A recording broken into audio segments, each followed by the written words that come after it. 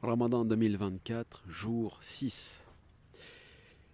Un rappel sur l'attitude que certains peuvent avoir parfois vis-à-vis de leurs frères ou de leurs sœurs en islam qui profitent du Ramadan pour justement rattraper leurs bêtises et se repentir, etc.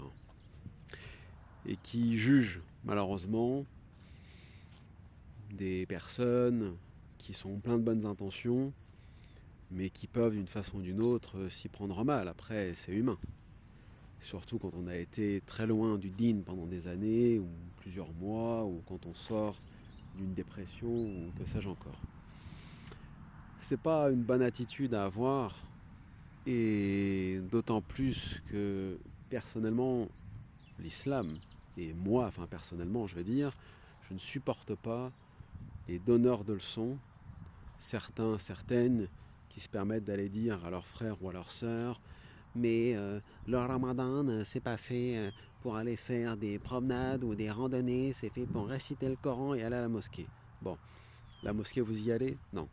Réciter le Coran, vous savez même pas le faire.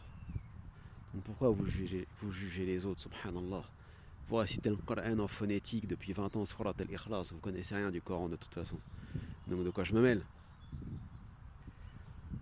Ensuite, il faut jamais fermer la porte du dîn à qui que ce soit. N'importe qui peut se repentir, revenir à Allah Ta'ala, se purifier, se débarrasser de ses fardeaux, de ses péchés, de ses fautes, et ainsi de suite.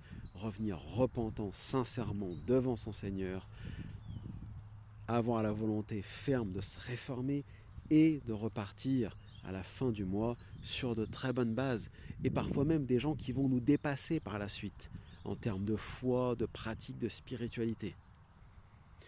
Donc, regarde toujours, c'est bien ton niveau, regarde ceux qui sont en dessous, mais regarde aussi ceux qui sont en dessus de toi et regarde ceux qui vont même, qui sont en train de te dépasser. Parce que ça arrive très souvent que des frères et des sœurs nous dépassent. Pas forcément qu'en termes de science ou de connaissance, puisque la science et les connaissances, on a vu que ça avait ses limites.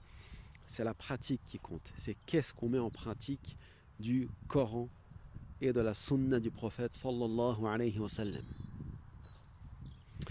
Donc il ne faut pas juger bêtement et gratuitement ses frères ou ses sœurs qu'on voit ici ou là sur internet dans des stories qui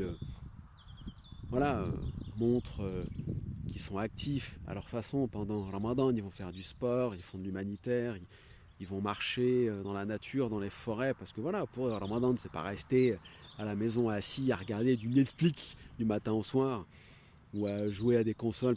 C'est facile de dire à des gens Ramadan, c'est réciter le Coran, aller à la mosquée, mais bon, ils y vont pas déjà. Mais ensuite, est-ce que Ramadan, c'est aussi rester dans son canapé à regarder des séries mais moi, je regarde des séries en arabe, moi, des séries sur le califat ottoman. Mais qu'est-ce qu'on en a à faire du califat ottoman, déjà d'une pour commencer? C'est quoi le rapport avec le Ramadan? Et ensuite, quel est le rapport entre Ramadan, qui est un mois de jihad, d'effort, et le fait de rester bloqué dans son canapé devant des séries? C'est pas ça non plus. Donc là, vous êtes complètement à côté de la plaque, là, pour certains.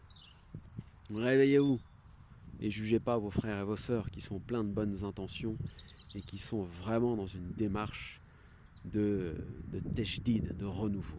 Voilà.